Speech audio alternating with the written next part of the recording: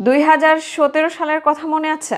Neymar da Silva Santos Junior 22,20,00,000 ইউরোতে Barcelona ছেড়ে পিএসজিতে চলে যান, যা কিনা এখনো পর্যন্ত ইতিহাসে দলবদলের বিশ্ব রেকর্ড।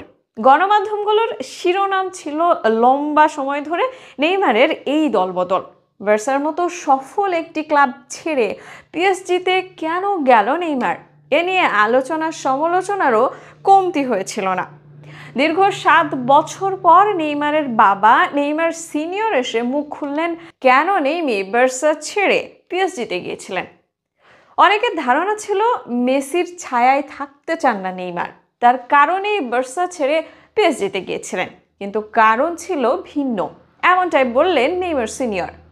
goal.com-এর বরাত দিয়ে জানা যায়, জোতা জোতা পডকাস্টে নেইমারের বাবা বলেন, মনে হচ্ছিল ক্লাব তাকে অর্থাৎ